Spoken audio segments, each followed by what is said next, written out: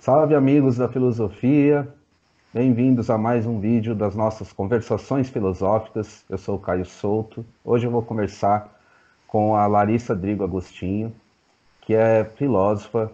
Ela tem uma produção bastante interessante sobre autores de filosofia francesa contemporânea e também autores da literatura. Eu gostaria de começar com uma pergunta. Primeiro, pedir para você fazer uma breve apresentação sua.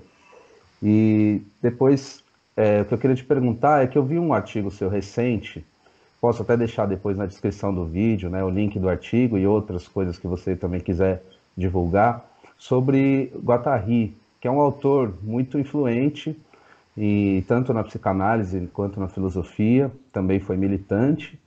E no Brasil, e talvez aconteça na França também isso, ele acaba ficando à sombra do Deleuze, que foi um autor com o qual ele escreveu muitas obras, que são as mais conhecidas do Guattari. E a gente conhece pouco, né, da produção dele sozinho, na produção solo e da sua contribuição própria, né? Então eu queria perguntar sobre isso, assim, qual seria, na sua opinião, né, a importância do Guattari para além do Deleuze, se teria isso, se existiria essa importância dele. Bom dia, boa tarde, Larissa, tudo bom? Boa tarde, Caio, tudo bem? Obrigada pelo convite, um grande prazer estar aqui com você, poder falar do Guattari. Vou começar pela minha apresentação, então, eu faço pós-doutorado no Departamento de Filosofia lá da USP, com a supervisão da Marilena Chauí, e eu fiz, durante essa pesquisa, uma pesquisa financiada pela FAPESP, um ano de estágio na França, com o David Lapujade, lá em Paris 1. E foi um pouco por causa do Lapujade que eu me coloquei, essa questão, na verdade, é uma questão que ele colocou uma vez numa aula, um pouco antes de eu começar a minha pesquisa de pós-doutorado, eu tinha seguido umas aulas dele lá em Paris 1 sobre o Deleuze. Eu trabalhava na época, eu fiz doutorado em letras, trabalhava com Mallarmé e a questão da contingência. Eu tinha estudado também, tinha feito um mestrado em filosofia e eu tinha estudado Hegel.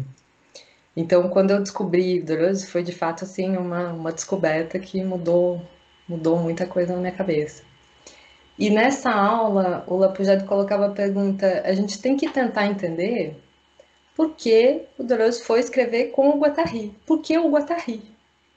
E aí eu fiquei, desde que eu comecei a pesquisa, eu fiquei com essa questão na minha cabeça. Por que o Guattari, né? Porque ele o Deleuze já era um filósofo reconhecido, já tinha demonstrado sua capacidade de fazer filosofia, porque ele precisava do Guattari.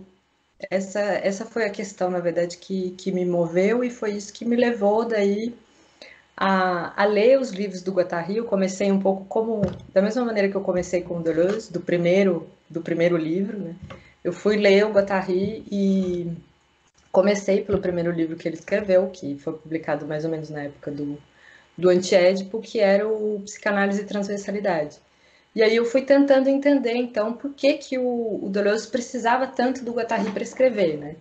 E acho que tem duas razões para isso. A primeira é que o Guattari tinha uma experiência clínica e a segunda é que ele tinha uma experiência política que era de militante. São duas coisas que o Deleuze não tinha. O Deleuze como filósofo. Então acho que foi essa a razão que fez com que os dois se encontrassem, porque o que eles desenvolveram no Antiédipo começou, na verdade, com a experiência tanto política quanto clínica do Guattari, né? Quando ele escreveu o Antiédipo, ele fala sobre isso. Ele ficou quase que 8 anos, até o começo da década de 80, sem clinicar. Então, ele de fato colocou a psicanálise em questão na vida dele, inclusive na prática clínica que ele tinha. E aí, quando eu fui. A pesquisa começou um pouco assim, lendo Psicanálise e Transversalidade. Nessa mesma época, um pouco tempo depois, eu fui para a França e aí eu fui para Laborde também.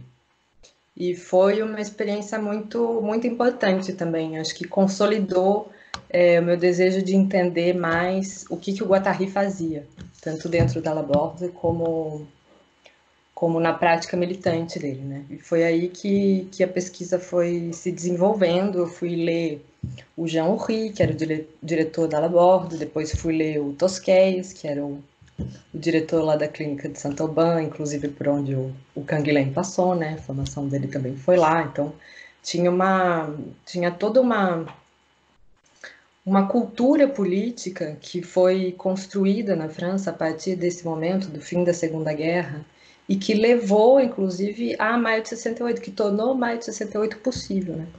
E aí eu fui pesquisar um pouco dessa história da clínica de Saint-Aubin, da importância do Tosquelles para a psicoterapia institucional, o que era a psicoterapia institucional, né? A diferença que existia com a psicanálise, o quão diferente era você fazer a clínica dentro do cabinet, né, dentro de um consultório, e você pensar uma clínica com um monte de gente, o tipo de trabalho, inclusive, político que tinha ali dentro. Isso me deixou absolutamente fascinada, essa história de um bando de comunistas se unirem lá em Saint-Aubin, né, para Uhum. organizar a resistência e não só a resistência, né, para pensar também em tratamento psiquiátrico.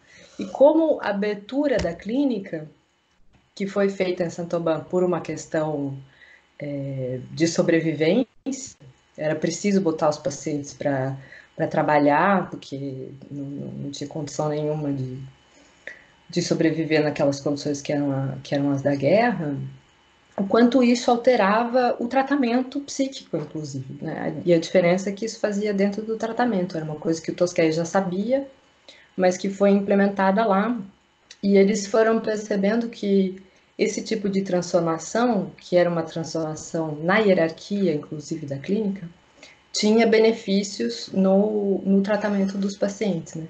Então era uma experiência de autogestão que mostrava a sua força, inclusive para o tratamento psíquico. E aí eu fui pensando um pouco quanto isso tinha transformado o Guattari, né? Quanto isso foi formador para o Guattari e o quanto isso levou a colocar em questão uma série de conceitos que eram os conceitos da psicanálise, né? Daí fez com que ele escrevesse o Antiédipo junto com Deleuze. Uhum. Se você puder contar um pouco mais como que era essa atuação, para quem não conhece, que você falou que frequentou, o que o Guattari fazia lá, como que era a atuação dele lá? Tá, então, o Guattari trabalhou na Laborde, que foi uma clínica que o Jean Houry montou. E o Jean Houry que se formou lá em Saint-Aubin com Tosquelles. Depois, o Guattari criou um grupo, FGRC, se não me engano, que reunia uma série de psicanalistas, enfermeiros, psiquiatras, arquitetos, que visava levar adiante essa experiência que era a experiência da psicoterapia institucional, porque a Laborde ela continuou sendo alguma coisa muito parecida com o que Saint-Aubin tinha sido durante os anos da resistência, né? A Laborde foi criada em 53, mais ou menos, e o Guattari foi para lá um pouco tempo depois. E quando ele foi para a Laborde, ele foi chamado pelo Houry por causa da experiência que ele tinha dentro da política, dentro do militantismo. Então, como ele fez parte do Partido Comunista desde que ele tinha 15 anos. Ele passou a adolescência na França ocupada pelos nazistas, acho que isso fez com que ele entrasse na política definitivamente. Então, ele tinha experiência em organizar reuniões. E é por isso que ele foi para a Laborde, para fazer esse tipo de coisa, para organizar reuniões. E a Laborde até hoje tem essa estrutura que é de clubes, né, que eles chamam, ela tem uma série de atividades durante todo o dia. E naquela época, nos anos 60, eles faziam inclusive reuniões no começo do dia para decidir o que eles iam fazer durante todo o dia e quem ia fazer o quê. Então era tudo todos os trabalhos eram realizados por todo mundo, de limpar, do médico até o paciente, todo mundo limpava o banheiro, fazia comida, cuidava do jardim, fazia tudo que fosse preciso para manter a clínica funcionando. E o Guattari levava também muitos militantes lá para Labordo para fazer reuniões políticas e assim por diante. Ele dizia que era o melhor tipo de formação que um militante podia ter, era tentar fazer uma reunião, organizar uma reunião dentro de uma clínica, Uhum. enfim, conversar com os malucos que estavam lá e conseguir falar de política dentro, fora, né, do espaço, que era o espaço do partido, e assim por diante. E ela foi um espaço muito rico, muitos artistas passavam por lá também, Uhum. uma série de militantes.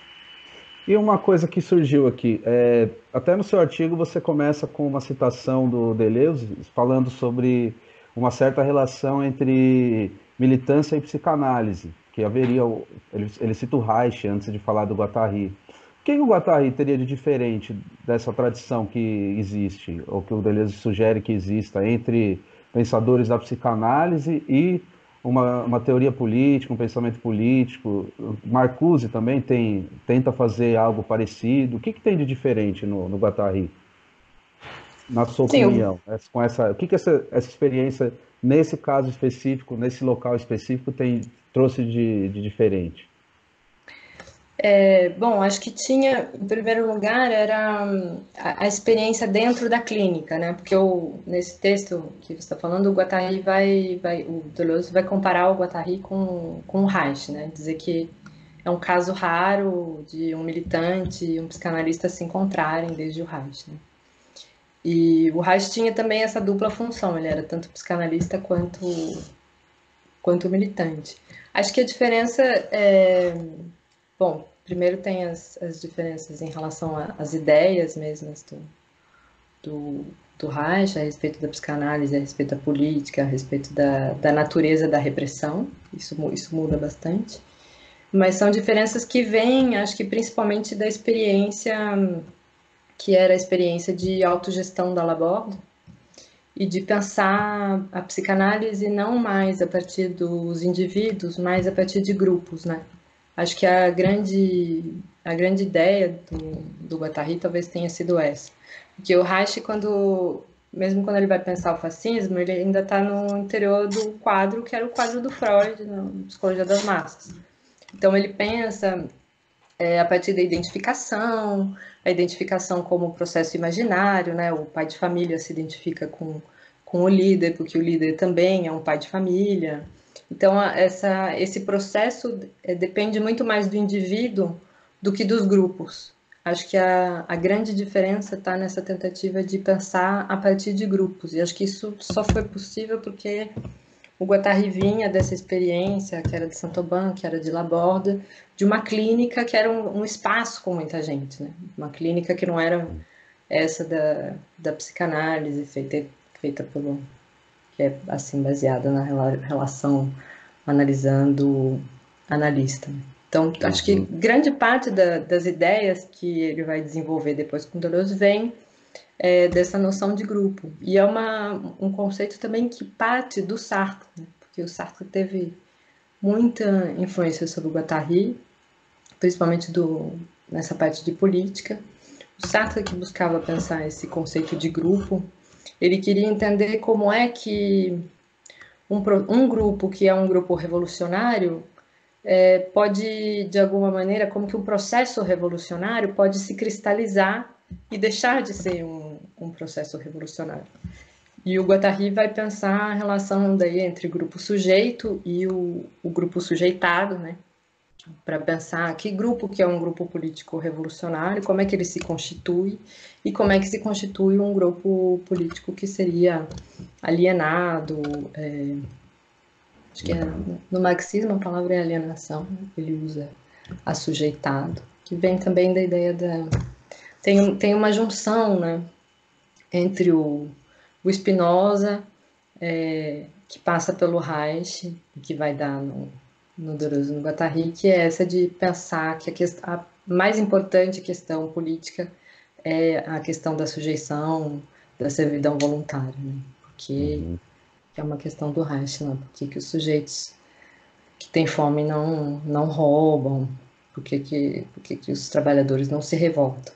Né? E é uma Uhum. situação que ele foi levado a pensar também por causa de Maio de 68, porque foi isso Maio de 68. Ela começou com os estudantes. Se não tivessem sido os estudantes, aquele processo não ia ser desencadeado. O processo que levou à greve, por exemplo. Mas, no entanto, ele ficou cristalizado na greve, ele não foi além daquilo. Porque, dizia o Guattari, a classe operária estava completamente inserida no interior do capitalismo. Os estudantes podiam ter tirado ela daquele lugar, mas não foi possível, porque o Partido Comunista e as centrais sindicais da França, principalmente a CGT, se uniram para fazer um grande acordo, e aí um movimento que podia ter levado a uma transformação social foi completamente paralisado. E o Uhum. antiédipo surge a partir disso, né, da necessidade de pensar, então, o que aconteceu, por que a Uhum. classe operária chegou nesse estado total de submissão, né? E uma outra coisa também que, agora falando do seu artigo, você opõe o Guattari e o conceito de máquina, né, dele a dois autores, que são o Lacan e o Althusser, né? Você critica o conceito de Isso. estrutura, né, nesses dois autores. O que eu queria te perguntar é se, agora, fazendo um gancho com o que você acabou de falar, desse impasse, né, que 68 culminou, você acha que tem a ver com uma limitação teórica também? E daí o antiético seria uma tentativa de fazer uma revisão crítica, né, de alguns teóricos que pensavam esse movimento e a possibilidade de um movimento revolucionário numa chave ainda estruturalista? Você acha que daria para falar desses termos? Sim, eu acho que era uma divergência bastante importante. Acho que o Guattari chega a dizer isso, inclusive, que o maior problema que ele tinha com a psicanálise era sobretudo político, né? E o que aconteceu um pouco antes de maio foi que o Lacan passou a dar aula lá na École Normale, a convite do Althusser, inclusive. Então, você teve uma grande união, digamos, na França, entre o estruturalismo da psicanálise e o estruturalismo no interior do marxismo. E esse estruturalismo marxista, ele tinha um grande problema, é que ele queria se constituir como uma ciência. Não era um marxismo como dos italianos, esse que o Guattari gostava bem mais, e que deu frutos políticos, inclusive, que queria ser uma teoria da revolução. Né? Então, a própria ideia de estrutura, tanto dentro do marxismo como dentro da psicanálise, não abre espaço para pensar uma transformação. Acho que essa era a grande crítica que ele fazia. Mas se você pensar a psique a partir de um conceito de estrutura, como é que você consegue pensar uma transformação psíquica? A mesma coisa vale para o marxismo. Se você pensa o capitalismo a partir de uma estrutura, como é que você pensa a transformação dessa estrutura? Que se o marxismo é uma ciência, é, antes de mais nada, uma ciência contra o capitalismo, né? E que visa pensar como seria possível transformá-lo. E tem um problema maior também, que dentro do marxismo, a noção de estrutura permite pensar, talvez, o capitalismo nele mesmo como uma estrutura, mas não permite pensar a questão da reprodução social, que é onde o sujeito vai se tornar mais importante, né? É muito engraçado que a psicanálise, né? Um psicanalista falando do Lacan, que queria pensar a subjetividade, tenha se aliado com o marxismo que pensava uma estrutura sem sujeito. É, completamente. A divergência entre eles já era enorme, porque a questão toda do Lacan era o sujeito, né? Como produzir um sujeito no psicanálise. E a questão do Althusser era justamente pensar o marxismo como uma estrutura sem sujeito.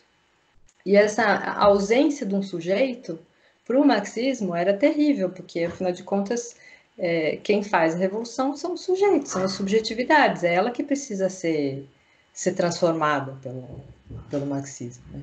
Então faltava para o Guattari uma teoria que tivesse a altura desse problema, que fosse capaz de pensar tanto a maneira como o capitalismo produz sujeitos, que sujeitos são esses que são produzidos pelo capitalismo, quanto uma teoria que fosse capaz de pensar como tirar as subjetividades desse estado de alienação e de integração na sociedade capitalista.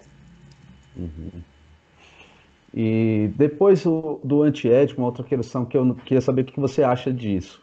Foi um texto que foi bastante criticado, o antiético, por conta de alguns resultados, que é óbvio que não eram os resultados pensados pelos autores, né? Mas assim, que seria uma espécie de teoria, uma teoria da dessubjetivação absoluta, assim, uma teoria de que depois eles vão falar sobre prudência, né, e outros conceitos que vão surgir no Mil Platôs na frente, né?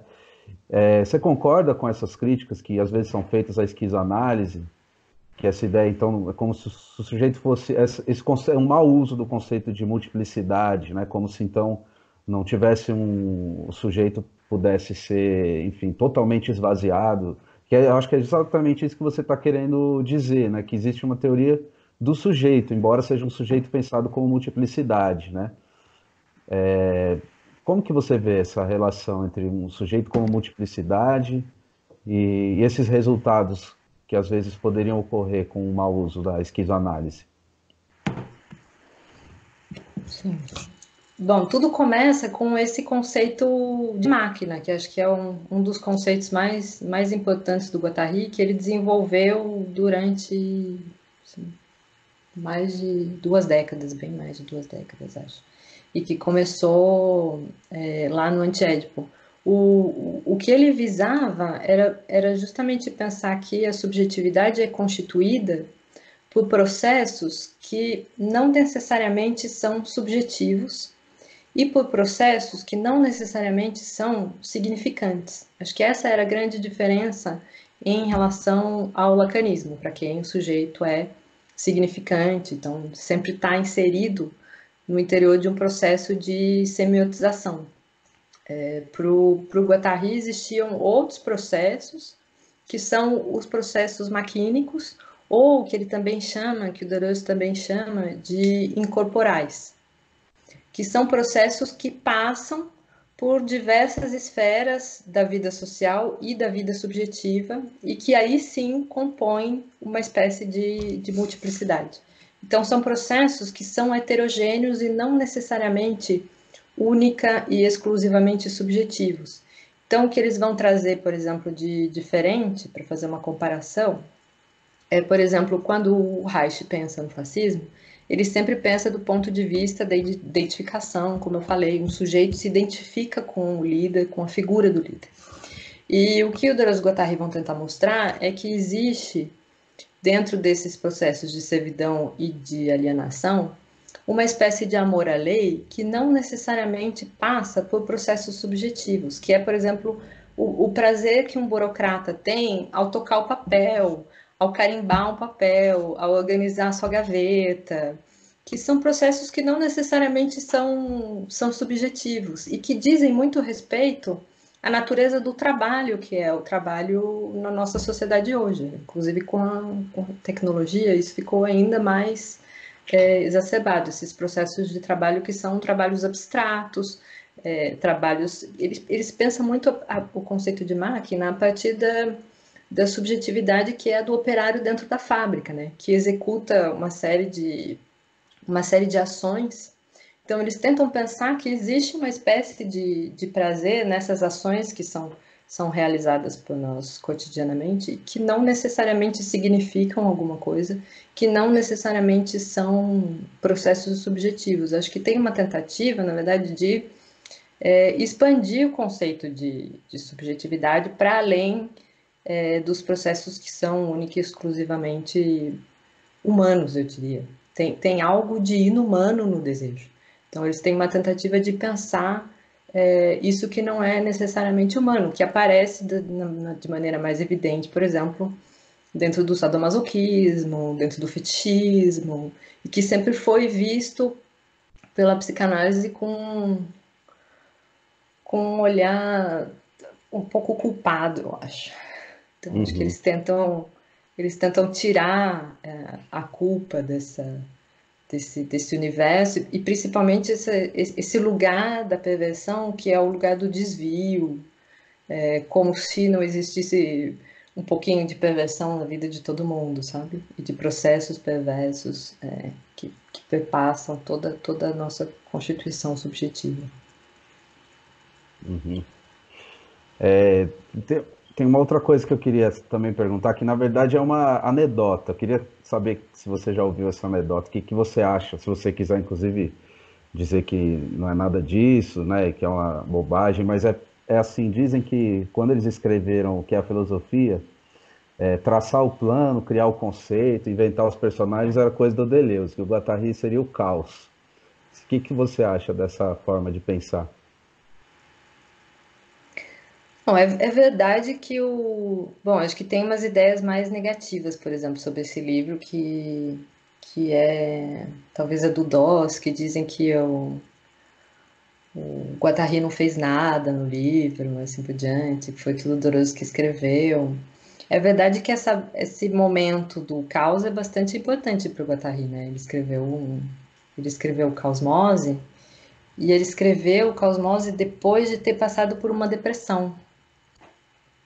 Acho que isso também tem bastante importância. A maneira como depois ele vai pensar, depois dessa depressão, como ele vai pensar essa noção de caos como força de abolição, né? Ele fala da depressão como uma espécie de desejo de abolição, bastante violento, e ele vai quase que reorganizar as categorias da psicanálise a partir dessa noção de caos, né?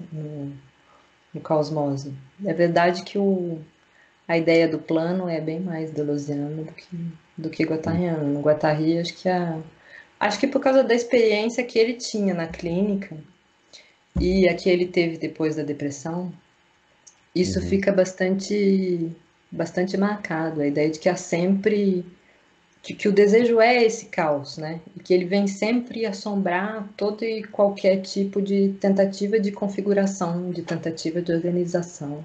E o desejo vai sempre pairar sobre esse caos. Ele vai sempre estar ali como uma ameaça.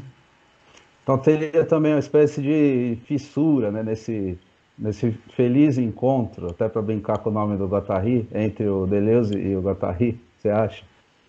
Sim, eu acho que tem muitas diferenças. Acho que o Deleuze até chega a falar sobre isso.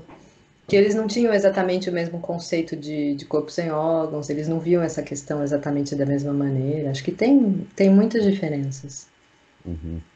entre E os uma dois. outra coisa que eu queria te perguntar é que até para a gente já encaminhando para encerrar a conversa, eu sei que a gente está com tempo, você deve ter muitas coisas para fazer também. É, aqui no. Bom, isso é uma coisa da tradição da filosofia. Eu gosto de fazer essa pergunta para as mulheres que eu converso. Sobre a questão feminina, né, que é uma coisa que o Deleuze e o Guattari pensavam também, né, do devir feminino. A gente tem uma tradição filosófica predominantemente masculina, né, como, enfim, até esses dois autores são do gênero masculino e são autores que circulam muito mais que autoras do gênero feminino, né.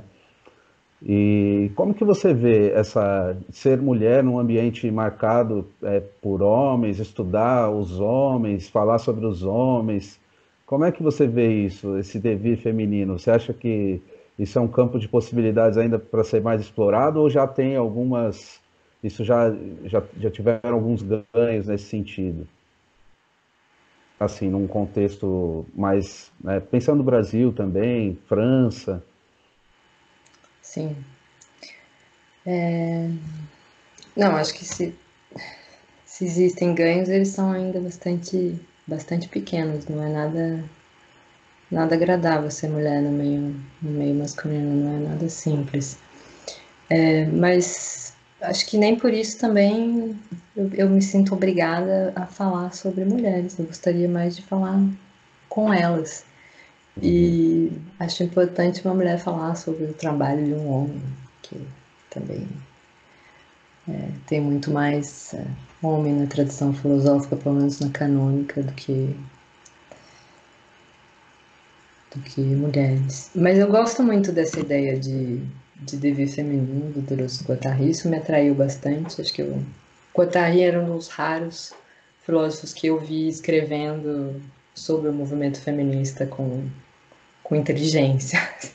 É bastante raro de ter colocado o movimento feminista num lugar importante, de ter entendido que isso era bastante relevante. E esse conceito do dever feminino, é importante lembrar que ele é o começo de todo e qualquer devir, né? A definição do dever feminino, não existe devir que não comece com um dever feminino.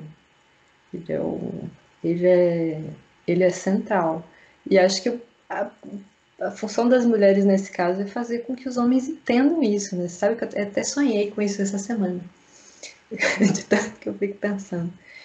Enfim, eu acho que a função das mulheres é fazer com que os homens entendam isso, mas também fazer com que as mulheres sejam capazes de entrar nesse dever, né? Porque não é porque você é mulher que você está no dever feminino, até porque é uma tentativa sempre de escapar daquilo que é majoritário, né? O dever feminino começa um pouco por aí, sair daquilo que é a norma, sair daquilo que é a regra, mas o mais difícil é fazer isso dentro de um ambiente como a universidade, como a academia, que é absolutamente estruturado, hierarquizado, enfim. Isso não é o tipo de tarefa que alguém pode assumir individualmente, né? Sempre tem que ser uma construção de muitos e muitas. Uhum. Tá certo. Larissa, foi um prazer muito grande falar com você. Se você Prazer foi meu. quiser, se você quiser falar mais alguma coisa de algum outro trabalho seu, quiser divulgar mais algum trabalho que você queira deixar também para as pessoas que forem ver o vídeo depois, e Acho que dizer mais alguma quem, palavra para encerrar. sim, Desculpa. quem tiver interesse, desculpa eu que interrompi. Tem uma página lá no Academia que tem alguns textos sobre. Tem 3 textos, inclusive, sobre o Guattari, sobre essa questão da experiência da psicoterapia institucional, que é bastante interessante. O pessoal da clínica no Brasil trabalha bastante isso, né? Dentro da filosofia, o Guattari não é tão conhecido, mas dentro do mundo da psicologia, acho que ele é bastante importante. Tem trabalhos nesse sentido já no Brasil há algum tempo, muita gente que trabalhou. Dentro da sociologia também.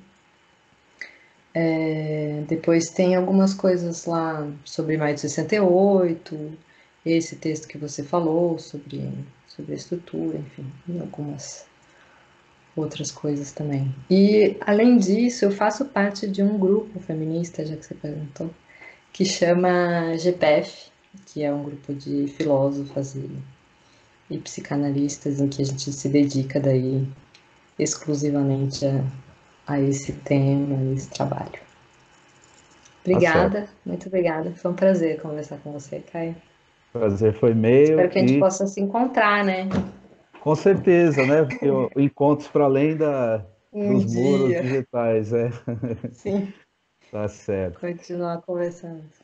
Vamos sim. E quem assistiu o vídeo até aqui, se puder deixar aquele like se gostou do vídeo, também deixar uns comentários aí que a gente responde. E até o próximo vídeo das Conversações Filosóficas.